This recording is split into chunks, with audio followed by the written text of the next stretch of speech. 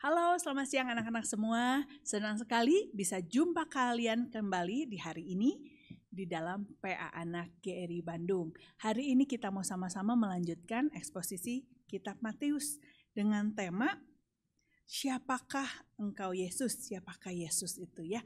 Nah, tema ini diambil dari Matius, Kitab Matius, di mana saat itu Yohanes Pembaptis sedang ada di dalam penjara, ya. Sedang ada di dalam penjara, kemudian Yohanes mengutus muridnya untuk bertanya pada Yesus, Yesus, engkaukah yang dijanjikan akan datang itu, atau kami harus menunggu Mesias yang lain? Nah, waktu kita bergumul, ya, waktu kita mencari apakah benar, yang benar itu apakah Yesus sungguh Allah, Tuhan dan Juru Selamat kita. Waktu kita mencari dengan kesungguhan hati, Tuhan tidak mencela, tidak mengejek kita. Bahkan waktu Yohanes Pembaptis, seseorang yang Tuhan sudah persiapkan dan utus, membuka jalan bagi kedatangan Yesus.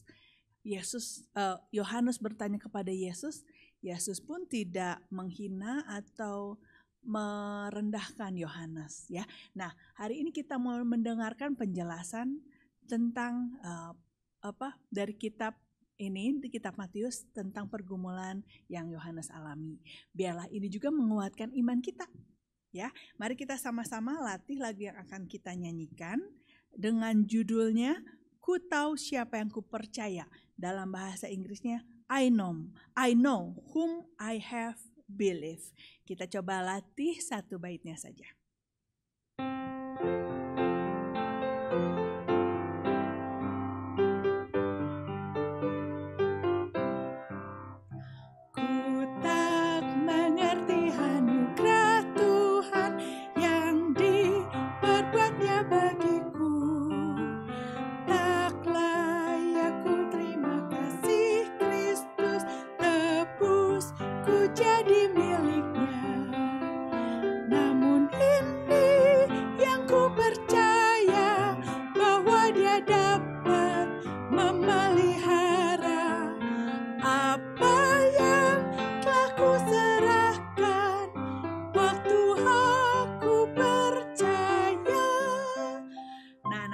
Lagu ini terdiri dari 3 bait. Nanti kita akan nyanyikan ketiga baitnya. Tapi Ibu Guru mau ajak kita sama-sama lihat kata-kata yang terdapat di dalam lagu ini. Sehingga waktu kita menyanyikan, kita bukan hanya mengeluarkan suara, tapi kita mengerti apa sih isi lagu ini. Ya, lagu ini di bait pertama, ya, penulisnya itu adalah Daniel W. Whittle, atau sebetulnya ada nama panggilan lainnya adalah Elnathan, ya. Nah, dia mengatakan di dalam liriknya, Tuhan, aku gak mengerti anugerah Tuhan, apa yang diperbuat Tuhan bagiku. Aku tidak layak terima Kristus menebus aku menjadi miliknya. Lalu di bait kedua ada tulisannya apa? Betapa heran, kok bisa aku mendapatkan iman yang menyelamatkan aku? Kok bisa aku percaya kepada firman-Nya lalu beroleh damai di hati? Dan di bait ketiga dikatakan apa?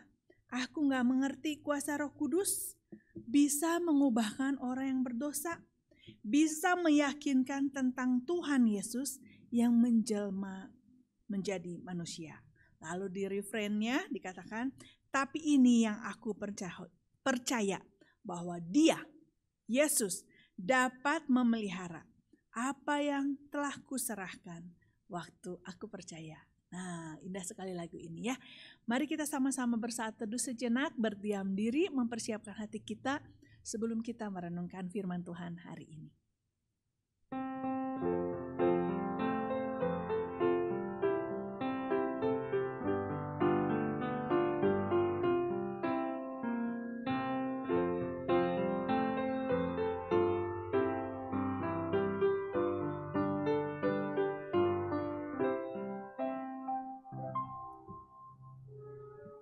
Mari kita sama-sama berdoa. Tuhan Yesus, kami bersyukur dan berterima kasih kalau kami diberikan anugerah untuk boleh dengar firman Tuhan. Kami diberikan anugerah boleh mendengarkan Injil. Dan kami diberikan kesempatan anugerah untuk kami boleh diselamatkan, percaya dan menerima Yesus sebagai Tuhan dan Juru Selamat kami. Ini sesuatu hal yang mengagumkan, yang mengherankan, yang tidak mudah untuk dimengerti. Tapi kami bersyukur untuk iman yang Tuhan berikan bagi kami. Bukan karena kami lebih baik, bukan karena kami lebih hebat, bukan karena kami lebih pintar, maka Engkau memilih kami menjadi anak-anak Tuhan. Tuhan tolong, biarlah di dalam PA Hanak hari ini, ketika kami kembali mendengarkan firman Tuhan, biarlah iman kami boleh semakin diteguhkan, kami boleh semakin mengenal siapa Allah yang kami percaya.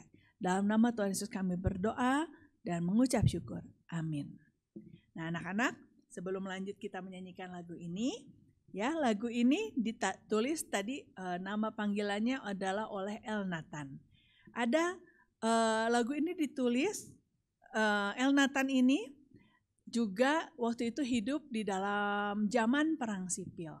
Waktu itu dia sempat juga kehilangan tangan kanannya ketika dia dipenjara di dalam masa-masa peperangan itu.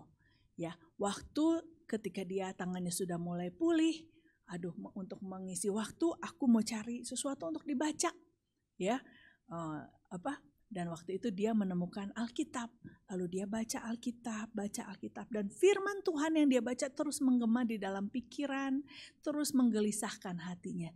Tapi dia masih ragu, benar nggak ya, mau terima Kristus sebagai Tuhan dan Juru Selamat hidupnya. Tapi di tempat itu juga Tuhan pertemukan dengan satu orang pemuda yang sekarat, sebentar lagi akan meninggal. Lalu perawatnya meminta, ayo tolong doakan pemuda ini. Maka momen ini menjadi satu momen di mana Tuhan memanggil Elnatan dan juga memanggil anak muda itu, dua-dua menjadi orang yang percaya kepada Yesus.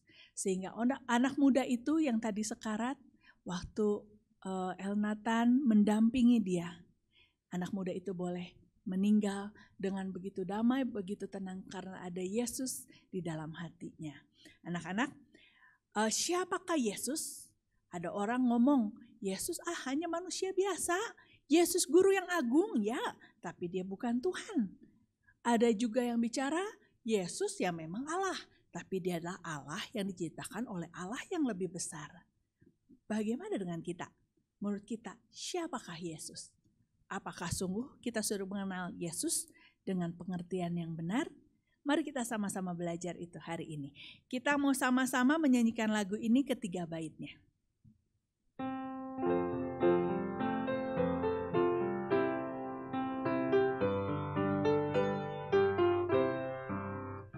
Ku tak mengerti anugerah Tuhan yang diperbuatnya bagiku.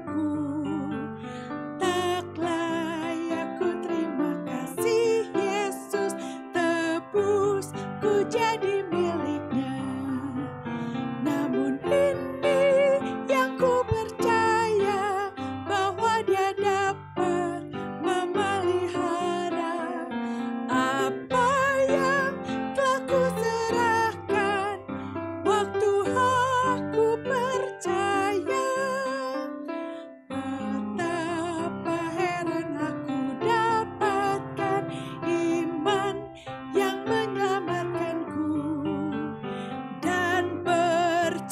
kepada firman-Nya, beroleh damai di hati. Namun ini yang ku percaya bahwa dia dapat memelihara apa yang telah ku serahkan. Waktu aku percaya, ku tak mengerti kuasa Roh Kudus mengubah orang berdosa, meyakinkan tentang Tuhan Yesus menjelma jadi manusia. Namun ini yang ku percaya bahwa dia dapat memelihara apa yang telah ku serahkan.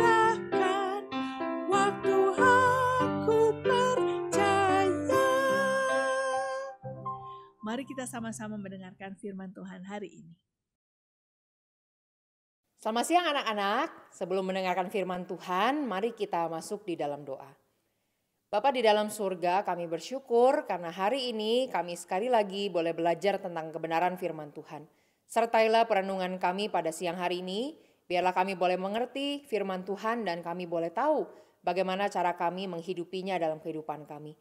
Terima kasih ya Tuhan, hanya di dalam nama Tuhan kami Yesus Kristus, kami sudah berdoa dan mengucap syukur kepada Bapa yang di sorga. Amin. Anak-anak sekalian, kita akan melanjutkan kembali pembahasan kita dari Matius pasalnya yang ke-11. Jadi beberapa pertemuan lalu kita sudah bahas sampai Matius pasal yang ke-10. Dan hari ini kita akan masuk ke dalam Matius pasal 11. Kita sudah melihat bagaimana Tuhan Yesus mengajar di atas bukit. Lalu Tuhan Yesus memilih murid-murid. Tuhan Yesus juga mengutus murid-murid. Dan kali ini kita akan melihat tentang peristiwa Yohanes Pembaptis yang bertanya kepada Tuhan Yesus. Anak-anak sekalian, siapa sih Yohanes Pembaptis? Yohanes Pembaptis itu adalah seorang yang sangat terkenal saat itu. Orang-orang itu tahu ada suara yang berteriak-teriak di padang gurun, ada orang yang suka membaptiskan orang dan dia adalah Yohanes. Makanya Yohanes sampai sekarang disebut sebagai Yohanes Pembaptis karena memang dia banyak sekali membaptiskan banyak orang. Dan bukan hanya membaptis, Yohanes itu juga memberitakan tentang kerajaan Allah. Yohanes memberitakan tentang Mesias. Sampai-sampai ada orang yang pikir, jangan-jangan dia ini Mesias. Karena dia ngomong terus tentang kerajaan Allah, dia ngomong terus tentang Mesias, dan dia terkenal sekali. Wah, jangan-jangan dia ini Mesias. Maka waktu ketika Yohanes sedang berkhotbah, ada orang bertanya, permisi tanya Pak Yohanes, Bapak ini Mesias bukan sih? Soalnya Bapak itu mirip sekali seperti Mesias, terkenal gitu ya. Hebat, bisa melakukan baptisan yang sangat besar dan seterusnya. Tetapi Yohanes menjawab dengan satu kata, bukan aku katanya ya. Dengan satu kalimat Yohanes berkata, bukan aku Mesiasnya. Yohanes bilang nanti kalau Mesias itu datang, aku tuh tidak layak untuk membuka tali kasutnya. Wah, tali kasut tuh biasa siapa yang mengerjakan? Biasanya mengerjakan budak. Jadi anak-anak zaman dulu ya, mereka itu kalau pakai sepatu banyak sekali tali-talinya. Jadi biasanya seorang budak itu akan menolong seseorang untuk memakai kasut mereka. Karena nggak seperti sepatu sekarang ya. Zaman sekarang kan banyak ya nggak ada tali. Jadi kalian tinggal masuk, slup, langsung udah bisa pakai sepatu. Tapi kalau zaman dulu mereka pakai kasut itu harus diikat-ikat. Nah biasanya orang-orang yang cukup kaya, mereka itu punya budak yang bisa memasangkan tali kasut mereka. Nah ini adalah pekerjaan seorang budak, ini adalah pekerjaan seorang yang sangat rendah. Tetapi Yohanes bilang kalau nanti Mesias datang, saya ini tidak layak untuk membuka kasutnya, saya ini terlalu rendah kata Yohanes. Loh, kok bisa? Yohanes nih orang yang sangat hebat loh, terkenal loh, membaptis banyak orang. Tapi Yohanes bilang tidak, saya bukan orang yang penting. Saya hanyalah seorang hamba Tuhan, saya hanya seorang budak. Bahkan kalau Mesias datang, saya pun tidak layak untuk membuka kasutnya. Mesias itu jauh lebih besar daripada saya. Bukan saya Mesiasnya, tetapi nanti akan datang. Dan anak-anak sekalian, suatu ketika Yesus datang menghampiri daerah tersebut, Yohanes berkata, lihat anak domba Allah yang akan disembelih bagi manusia di seluruh dunia. Wah, saat itu Yohanes menunjuk itu loh Mesias, bukan saya, tetapi dia, Yesus yang datang ke dalam dunia untuk menebus manusia. Nah anak-anak sekalian, Yohanes itu seorang yang sangat terkenal. Dia banyak sekali menyampaikan khotbah-khotbah dan khotbah-khotbahnya itu khotbah yang keras sebenarnya. Bukan khotbah yang enak-enak didengar telinga, tetapi khotbah yang sangat keras. Yohanes itu berani menegur, hei kamu orang-orang yang munafik, gak boleh hidup seperti itu. Lalu Yohanes juga menegur orang-orang lain, kamu ya tidak boleh hidup seperti itu, kamu tidak cinta Tuhan kalau kamu seperti itu. Wah, Yohanes menyampaikan khotbah dengan sangat keras dan karena itu ada orang-orang yang tertegur. Iya betul, saya berdosa, saya mau bertobat. Tetapi ada juga orang-orang yang jadi benci. Siapa dia ini? Berani-beraninya bilang kami berdosa. Siapa yang memang dia?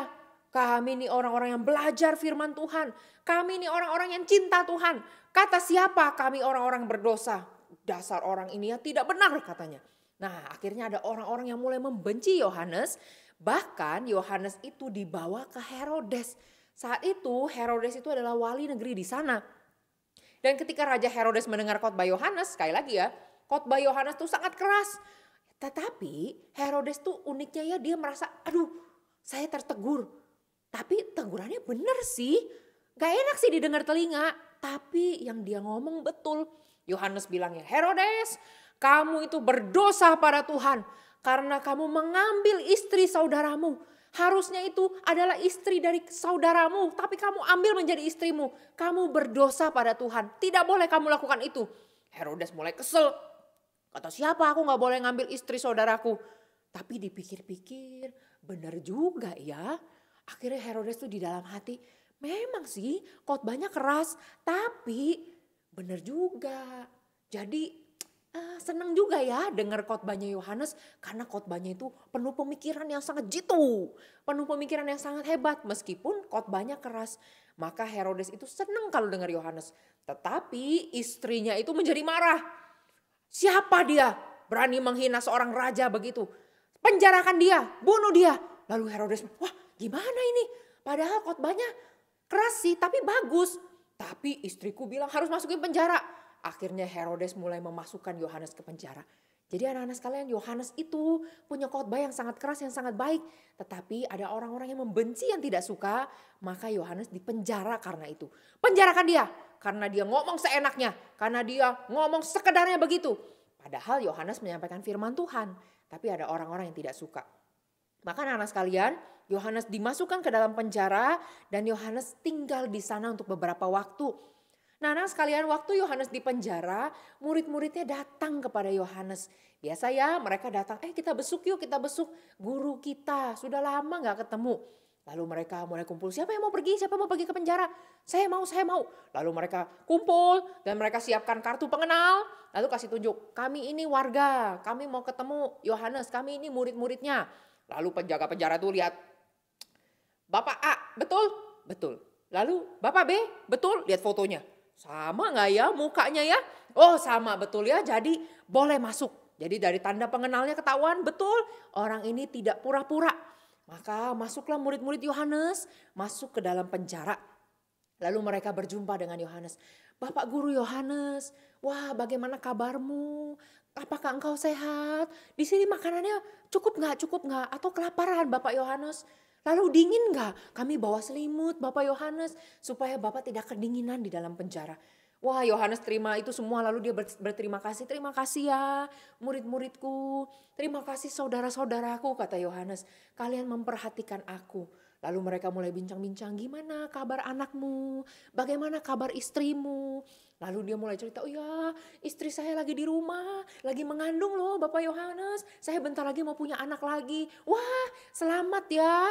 Lalu dia tanya lagi pada murid yang lain, bagaimana pekerjaanmu?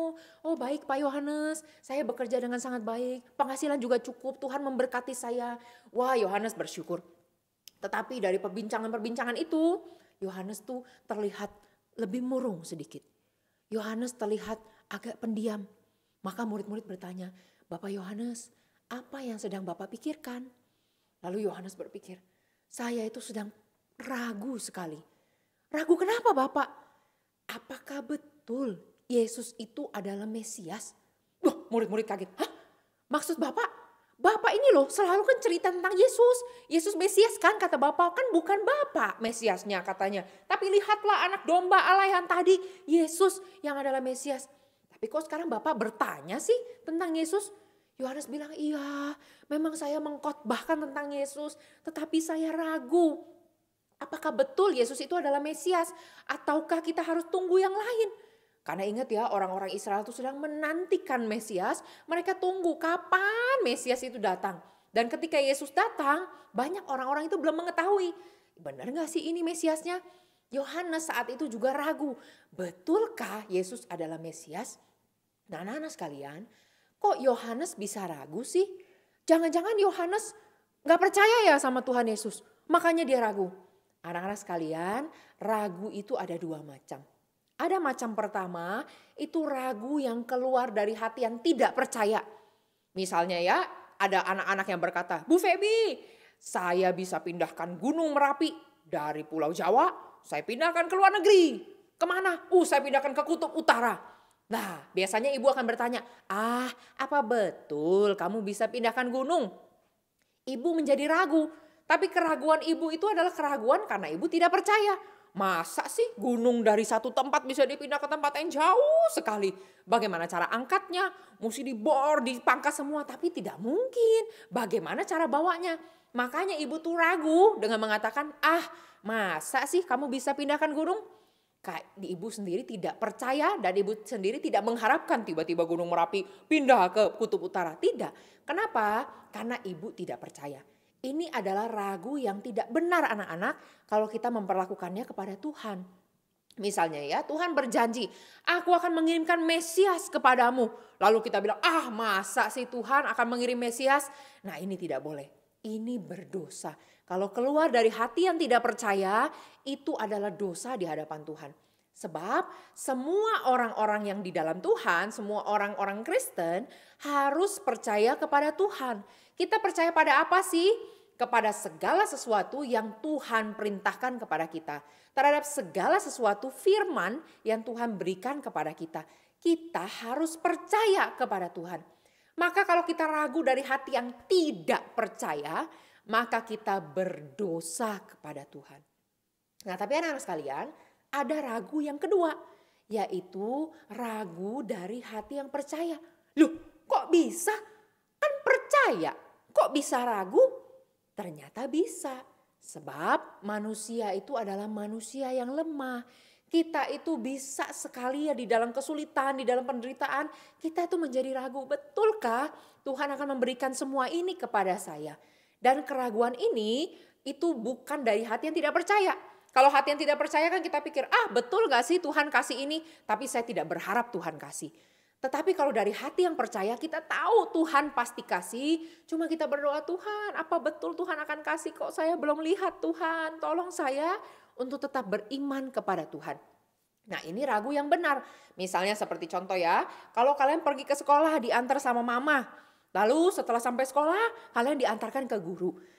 Halo Miss gitu ya. Nanti Miss bilang, halo apa kabar? Ayo sekarang kita masuk ke dalam kelas. Lalu mama bilang, tunggu. Cium mama dulu ya. Jadi habis cium mama, lalu mama bilang, Nak, nanti mama jemput kamu ya jam 12 setelah pulang sekolah.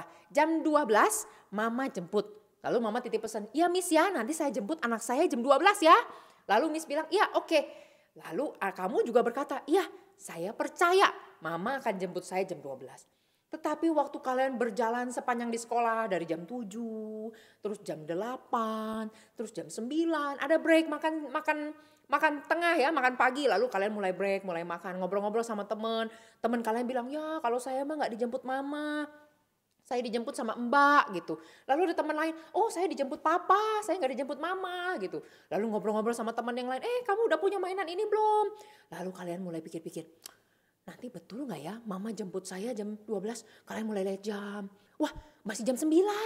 Waduh ini masih lama nih, masih lama. Bener gak ya mama jemput saya jam 12? Lalu kalian mulai bertanya, Bu guru, bener gak sih tadi mama jemput saya jam 12? Lalu ibu guru tuh akan memberikan yang namanya konfirmasi. Memastikan kembali bahwa yang kamu percaya itu benar. Jadi ibu guru akan bilang, iya betul tadi mama sudah bilang kamu akan dijemput jam 12. Kamu tunggu ya jam 12 dijemput mama, jangan kemana-mana. Oke, lalu kalian akan menunggu mama untuk datang. Kalian mengharapkan mama tetap datang. Nah anak-anak sekalian, kita saja bisa ragu kepada hal-hal seperti itu. Kenapa? Sebab kita orang yang lemah, kita bisa lupa. Atau kita bisa bingung, kok saya belum lihat ya mobil mama, apakah mama betul-betul jemput? Maka yang kita perlukan apa? Bertanya dan kita memerlukan jawaban. Anak-anak sekalian, ini adalah ragu yang kedua. Ragu dari hati yang percaya. Yohanes percaya gak bahwa Yesus adalah Mesias? Percaya. Yohanes percaya gak Tuhan mengirimkan Mesias untuk menebus manusia berdosa? Percaya. Yohanes pun sering mengkhotbahkan. Tetapi ketika dia di dalam penjara, dia dengar kabar tentang Yesus. Apa betul Yesus ini Mesias? Sebab Yesus ini belum kelihatan melakukan apa-apa. Ingat ya, Yesus sepanjang hidupnya melakukan perbuatan-perbuatan yang besar, mujizat, itu setelah dia berumur 30 tahun. 30 sampai 33 tahun setelah itu Yesus mati. Jadi 30 tahun pertama dari umur 0 sampai 30 tahun Yesus tidak banyak melakukan mujizat. Maka mungkin saja Yohanes berpikir, apa betul ya Yesus ini Mesias? Saya juga sudah lama sekali di dalam penjara. Saya sudah lama tidak dengar tentang dia. Saya sudah lama tidak melihat dia. Apa betul dia itu Mesias? Dan di dalam hati Yohanes, dia tuh menginginkan jawaban apa? Benar, Yesus adalah Mesias. Nah ini ragu dari hati yang percaya ya. Karena dia percaya Yesus Mesias, maka dia itu menginginkan jawaban itu, dia bertanya. Akhirnya Yohanes bilang, murid-murid, bolehkah kamu tolong hampiri Yesus? Coba tanya kepada dia, apa betul dia adalah Mesias? Bilang saja ada pertanyaan dari Yohanes. Yohanes sedang di penjara, sedang ingin bertanya bahwa apakah betul Yesus adalah Mesias ataukah kami harus menantikan yang lain. Wah lalu murid-muridnya, oke, kita catat pesannya dan kita akan segera menjumpai Yesus. Maka setelah mereka keluar dari penjara, mereka mulai bikin janji, ayo coba kita cari tahu Yesus sedang ada di mana. Wah mereka cari informasi ya, ada yang lihat Yesus, ada yang lihat Yesus. Yesus saat itu juga terkenal karena dia banyak melakukan mujizat. Lalu orang tanya, Yesus ada di mana? Oh dia ada di kota sana. Oh ya oke. Lalu mereka mulai kumpul-kumpul waktu, ayo siap-siap kita berangkat ya. Mereka bilang pada istri anak, kami harus berangkat dulu, kami harus menjumpai Yesus. Sebab apa? Sebab Yohanes titip pesan. Oke, lalu mereka pergi menghampiri Yesus dan setelah sampai mereka tuh bilang, Tuhan kami ini adalah murid-muridnya Yohanes. Yohanes sekarang sedang ada di penjara dan dia ingin menyampaikan pesan kepada engkau. Dia ingin bertanya. Lalu Yesus bilang, silakan mau bertanya apa? Nah murid-murid berkata ya, Yohanes bilang, apakah betul engkau adalah Mesias yang dijanjikan Tuhan? Ataukah kami harus menantikan yang lain? Nah anak-anak sekalian, kalau Yesus ditanya seperti itu, harusnya jawaban Yesus itu apa? Jawabannya harusnya singkat. Ya, saya adalah Mesias. Gitu ya.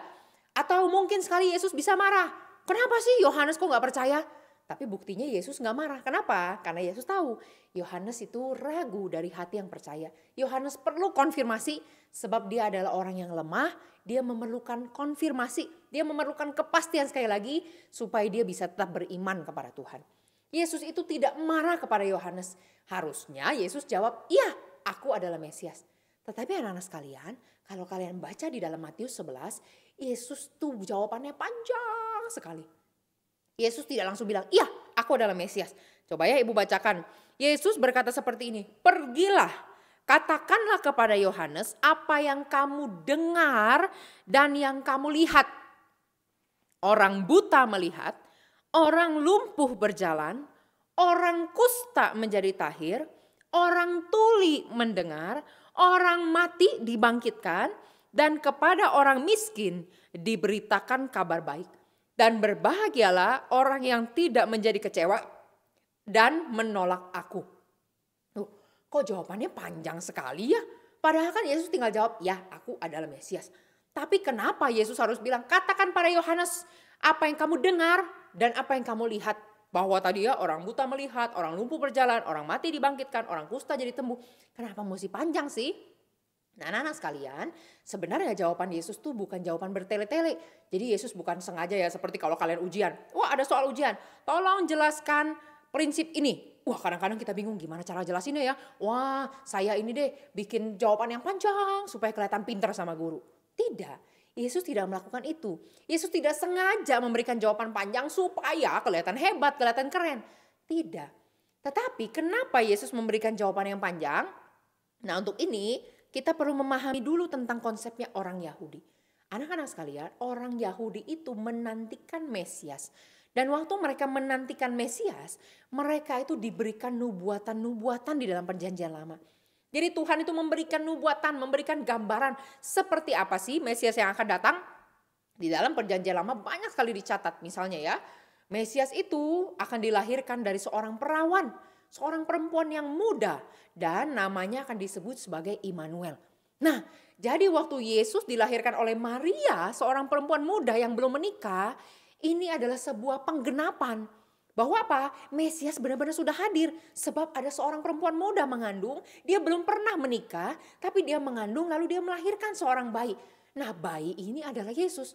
Jadi anak-anak sekalian, orang-orang Israel itu waktu di perjanjian lama tuh mereka menantikan Yesus dengan nubuatan-nubuatan. Mereka itu ingat Mesias itu seperti apa. Mesias itu akan dilahirkan di kota kecil, yaitu di kota Daud. Di mana? Di Bethlehem. Lalu Mesias itu akan dilahirkan dari seorang perempuan muda yang belum pernah menikah, yaitu Maria nantinya ya. Lalu mereka juga melihat di dalam Alkitab, di dalam Yesaya misalnya, kitab Yesaya dicatat bahwa ketika Mesias datang, maka orang-orang buta itu akan dicelikan. Lalu orang-orang lumpuh akan bisa berjalan. Orang-orang yang bisu akan bisa berkata-kata, orang-orang yang kusta akan ditahirkan. Akan ada mujizat-mujizat yang besar yang terjadi ketika Mesias datang. Nah, anak-anak sekalian, kenapa sih harus orang buta menjadi melihat, orang lumpuh menjadi berjalan? Karena anak-anak sekalian, gambaran dari kitab Yesaya adalah orang-orang yang jatuh di dalam dosa adalah orang-orang yang penuh penyakit. Orang-orang yang seperti dibelenggu dengan penyakit yang tidak bisa disembuhkan. Seperti apa? Seperti buta. Buta itu tidak bisa disembuhkan. Anak-anak sekalian, kita tidak pernah melihat ada orang buta tiba-tiba sembuh. Tidak pernah ada. Yang ada, dia hanya matanya rusak sedikit, tidak sampai buta. Maka setelah pengobatan-pengobatan dia bisa sembuh. Tetapi tidak ada orang yang buta benar-benar bisa disembuhkan. Tidak ada. Yang ada adalah orang mengoperasi, mencangkok mata ya. Jadi ada orang yang mau mendonorkan matanya, baru seseorang yang buta itu bisa dioperasi dan dia bisa melihat lagi. Tetapi bukan dengan mata dia sendiri. Sebab matanya sudah rusak, matanya sudah buta. Tidak ada orang buta bisa disembuhkan. Lalu orang lumpuh, apakah orang lumpuh tiba-tiba bisa berjalan? Anak-anak sekalian, tidak ada seperti itu. Yang ada adalah orang itu hanya lumpuh sejenak, lumpuh sebentar. Mungkin otot-ototnya ada yang bermasalah sehingga dia tidak bisa berjalan. Tetapi orang yang benar-benar lumpuh, misalnya kakinya rusak ya, benar-benar tidak bisa berjalan, benar-benar rusak. Dokter sudah bilang ini benar-benar tidak bisa berjalan lagi. Tidak ada mujizat yang seperti itu. Maka anak-anak sekalian, dosa itu digambarkan seperti penyakit-penyakit itu. Karena dosa itu membelenggu kita sehingga kita tidak bisa lepas. Kita itu seperti orang yang berpenyakitan dan kita tidak bisa sembuh dari penyakit kita. Nah, anak-anak sekalian, di dalam perjanjian lama ada gambaran itu. Orang Israel itu adalah orang-orang yang dibelenggu di dalam dosa. Dan bukan hanya orang Israel, tetapi seluruh umat manusia dibelenggu oleh dosa. Kita ini orang-orang yang penyakitan, kita ini orang-orang yang buta, kita orang-orang yang lumpuh, kita orang-orang yang tuli, kita orang-orang yang sakit kusta, kita adalah orang-orang yang mati kata Alkitab. Kita ini orang-orang yang berdosa. Tetapi Tuhan menjanjikan kepada Israel apa? Bahwa seluruh penyakitmu itu nanti akan disembuhkan. Waktu kapan? Waktu Mesias datang. Ketika Mesias datang, orang buta akan melihat, orang lumpuh akan berjalan, orang yang sakit akan disembuhkan. Jadi anak-anak sekalian, ketika Yohanes bertanya, Tuhan, apakah betul engkau adalah Mesias? Yesus tidak menjawab dengan kata, ya saya Mesias, tidak. Tetapi Yesus menjawab dengan nubuatan yang digenapi. Yesus berkata, pergilah, katakan kepada Yohanes apa yang kamu lihat dan apa yang kamu dengar. Apa? Lihat, orang buta melihat, orang lumpuh berjalan, orang tuli mendengar, orang kusta menjadi tahir, orang mati dibangkitkan, orang yang miskin diberikan kebahagiaan, dan tidak ada orang yang kecewa kepada orang-orang yang percaya kepada Tuhan. Anak-anak sekalian, ini adalah jawaban yang sangat jitu, jawaban yang sangat luar biasa. Dan kita percaya ya, ketika Yohanes mendengar jawaban itu, Yohanes penuh sukacita. Karena apa? Karena itu bukan cuma sekedar tanda, oh Mesias sudah datang ya, bukan. Tetapi Mesias yang dijanjikan Tuhan itu benar-benar adalah Mesias yang akan membebaskan kita dari dosa. Di dalam perjanjian baru, di dalam cerita Yesus ya waktu Yesus masih hidup. Apakah betul Yesus menyembuhkan orang buta? Betul sekali. Kita sudah lihat ya di dalam pasal-pasal sebelumnya. Ingat ibu pernah khotbahkan Yesus menyembuhkan 2 orang buta. Dan Yesus melakukan mujizat itu bukan untuk menunjukkan saya ini orang hebat ya bisa melakukan sulap. Tidak. Tetapi ingat ya itu semua adalah tanda bahwa kebutaan yang sesungguhnya yang paling mengerikan bukan buta matanya. Tetapi buta karena dosa. Dan Yesus menyembuhkan manusia yang di dalam dosa. Yesus menebus manusia yang berdosa menjadi milik Tuhan, menjadi orang-orang yang merdeka. Menjadi orang-orang yang tidak berpenyakitan lagi di dalam dosa, tetapi menjadi orang-orang yang sembuh, menjadi orang-orang yang merdeka. Maka anak-anak sekalian, nantinya kita waktu melihat lagi mujizat-mujizat Yesus, kita harus bisa melihat apa sih yang Yesus lakukan. Yesus bukan cuma sekedar sembuhkan orang sakit kusta, sembuhkan orang lumpuh. Tidak, tetapi Yesus itu memberikan tanda bahwa kebutaan yang paling mengerikan adalah dosa. Kusta yang paling mengerikan itu bukan di tubuh kita, tetapi dosa yang membelenggu kita. Dan Yesus adalah Mesias yang datang untuk membebaskan kita. Maka anak-anak sekalian, ketika Yohanes mendapatkan jawaban itu, Yohanes begitu bersuka cita. Yohanes bersyukur, terima kasih Tuhan, sebab Mesias benar-benar sudah hadir dan Mesias sedang menjalankan rencana Tuhan. Mesias sedang menggenapkan janji Tuhan. Nah, anak-anak sekalian, respon Yohanes seperti itu. Ya, jadi pertanyaan sekarang adalah bagaimana dengan respon kita? Setelah kita tahu bahwa Yesus benar-benar adalah Mesias, dia datang untuk membebaskan saya dari dosa. Bagaimana respon kita? Seharusnya respon kita adalah mengucap syukur kepada Tuhan dan semakin percaya kepada Tuhan. Anak-anak sekalian, mungkinkah sepanjang hidup kita kan sudah bilang, saya percaya pada Tuhan Yesus, saya beriman. Tapi sepanjang hidup mungkin gak ada masa kita, percaya kepada Tuhan tuh susah sekali. Apa betul Tuhan tuh menyertai saya? Mungkinkah ada pertanyaan itu? Mungkin sekali. Dan ini bukan berarti berdosa. Kalau keluar dari hati kita yang percaya kepada Tuhan, itu bukanlah dosa. Banyak tokoh-tokoh di dalam Alkitab yang juga bertanya demikian. Ayub pun pernah bertanya. Jadi Bapak Ayub adalah seorang yang kaya raya, tetapi akhirnya dia tuh mengalami kerugian ya, jadi seluruh hartanya itu hilang, lalu anak-anaknya mati semua, dan dia punya kesehatan juga hilang, dia menjadi orang yang sakit. Nah, tetapi ketika dia sakit, Ayub itu tidak marah kepada Tuhan. Kenapa saya dapat penyakit ini? Tidak. Ayub berkata, Tuhan, apakah betul saya ini dibiarkan begini karena Tuhan? Tuhan tolong saya ini orang yang benar, saya ini orang yang berusaha setia kepada Tuhan. Tolong saya Tuhan. Ada keraguan-keraguan yang mungkin muncul dalam hati kita. Dan karena itu kita perlu yang namanya konfirmasi. Kita perlu namanya kepastian bahwa benar yang kita percaya itu adalah sesuatu hal yang benar. Dan ketika Tuhan memberikan konfirmasi seperti kepada Yohanes ya, Tuhan memberikan konfirmasi betul Mesias itu sudah datang untuk menebus manusia berdosa. Maka respon Yohanes adalah bersyukur dan percaya kepada Tuhan. Nah, seharusnya respon kita juga demikian. Bersyukur dan semakin percaya kepada Tuhan, bersyukur dan semakin beriman kepada Tuhan. Anak-anak sekalian, bagaimana sih cara bersyukur? Nyanyi-nyanyi, betul nggak? Betul, kita bisa menyanyi sebagai ucapan syukur. Tetapi ucapan syukur bukan hanya menyanyi doang. Kita bisa menghidupinya dalam kehidupan kita.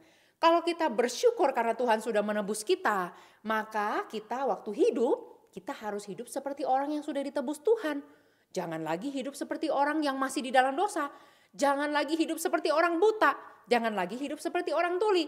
Tapi hiduplah seperti anak-anak Tuhan yang sudah ditebus. Jadi bagaimana cara hidup? Waktu kamu di sekolah disuruh jujur. Jadilah orang yang jujur. Waktu kamu belajar, harus belajar sungguh-sungguh dapat nilai terbaik. Maka belajarlah sungguh-sungguh. Jangan ambil cara curang. Harus sungguh-sungguh, harus jujur kepada Tuhan. Lalu dalam kehidupan kamu nanti di depan, kamu harus tetap setia kepada Tuhan dalam keadaan apapun. Maka kita belajar untuk tetap setia. Lalu beriman. Bagaimana cara saya bisa beriman? Beriman kan di dalam hati saya. Betul nggak? Betul di dalam hati. Tetapi iman itu harus terpancar keluar. Orang-orang itu harus bisa melihat, ini loh orang Kristen. Jadi kita nggak bisa bilang, saya ini sudah percaya kepada Tuhan Yesus. Saya yakin Yesus sudah menebus saya. Tetapi saya percayanya diam-diam. Di dalam rumah saja saya percaya. Kalau keluar gak usah ketahuan orang. Boleh gak? Tidak boleh. Sebab orang-orang yang Kristen, orang-orang yang percaya kepada Tuhan Yesus, itu harus terpancar keluar imannya. Bagaimana caranya? Dengan cara hidup kamu. Hiduplah sebagai orang Kristen. Supaya orang-orang lihat, ini loh anak Tuhan. Lihat sebelum makan dia bersyukur kepada Tuhan, dia berdoa. Lihat dia itu jujur sekali waktu mengerjakan soal-soal ulangan. Lihat dia orang yang sangat rajin. Dia berjuang semati-matinya, berjuang sekuat-kuatnya. Untuk dia bisa sungguh-sungguh mendapatkan nilai terbaik bagi Tuhan. Jadi cara kita bersyukur dan cara kita beriman bisa lewat nyanyian, pujian dan doa. Tetapi paling penting adalah lewat hidup kita. Itu harus terpancar keluar dalam kehidupan kita. Dan nanti kita lihat ya, Yohanes sampai kepada akhirnya dia tetap percaya kepada Tuhan Yesus. Waktu Yohanes harus dihukum mati, Yohanes tidak bilang, oh udah saya gak percaya lagi kepada Yesus supaya saya gak dibunuh. Tidak.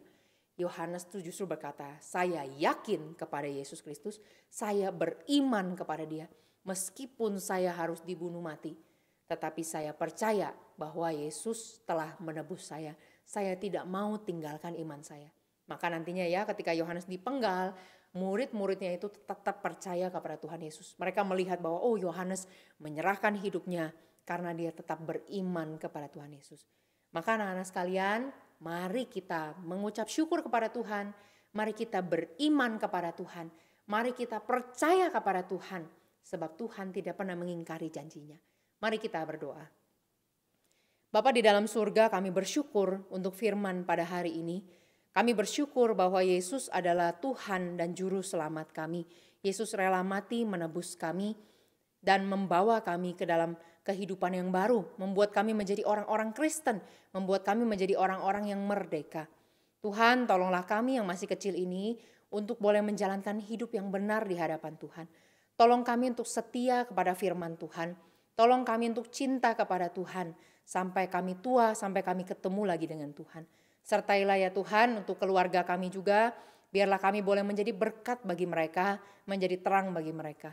Terima kasih Tuhan, hanya di dalam nama Tuhan kami Yesus Kristus, kami bersyukur dan berdoa. Amin.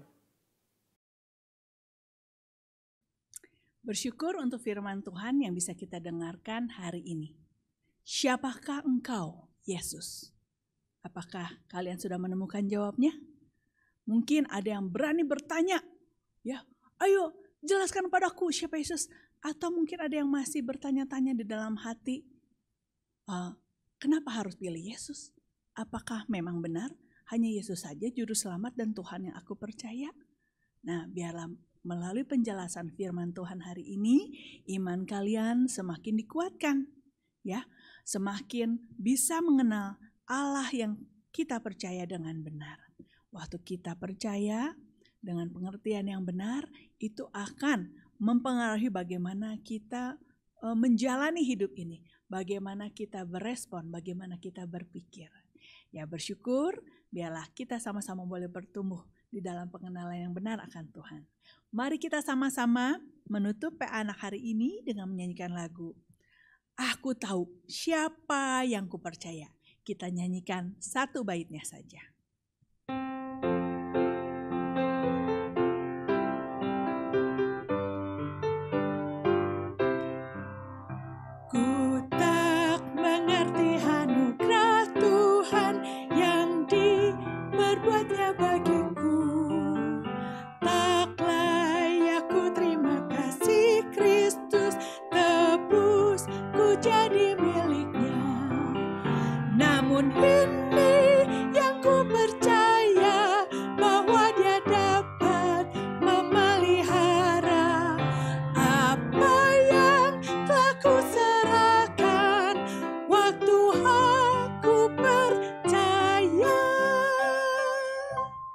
Sekian PA Anak hari ini, kita jumpa lagi di PA Anak minggu depan ya. Sampai jumpa anak-anak semua, bye.